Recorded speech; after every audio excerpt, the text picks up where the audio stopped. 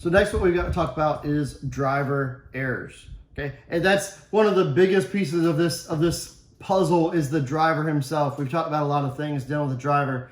We're going to talk about some emotional things, you know, how emotions and our physical fitness kind of play into driving, but we can make mistakes. Okay, and so one of the more common mistakes that we make is driving off the road. How do you recover from that? Make sure that you don't, you know, jerk your steering wheel too quickly. Okay, stay calm, slow down, ease yourself back into the lane of travel.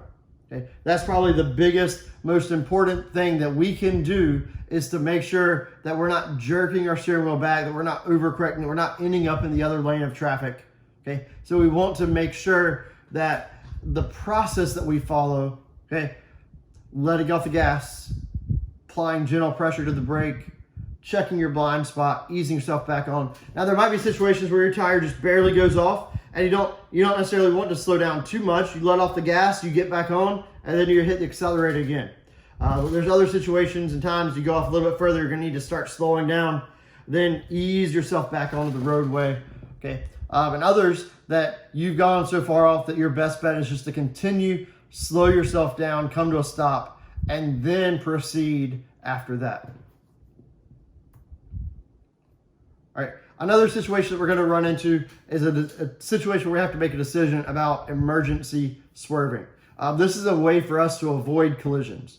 Sometimes something might happen quick enough that we are not able to react, that we're not able to stop like we should. Okay, and in that situation, sometimes swerving is our better option. If you're going over 30 miles an hour, you can actually swerve and get out of the way of something faster than you would be able to stop.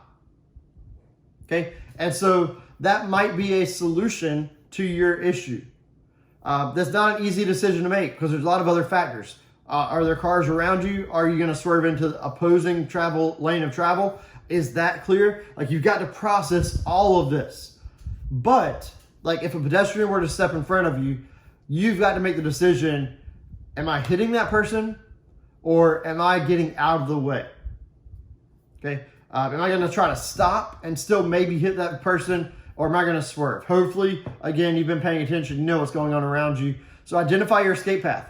Figure out, and this has got to be a split-second decision. That pedestrian steps out in front of you, like, okay, I'm going, okay, or I'm not, I'm stopping. Either way, you've got to make a split-second decision. And this is one of those positions where we tell you, like, when we say, like, you've got to know what's around you, you've got to pay attention to the road. This is why. Because things like this could happen at any given moment. That picture on the last slide, that motorcyclist could fall off his bike around that curve. I'm going to have to know what I'm going to do. Okay, so factor in your distance and the speed.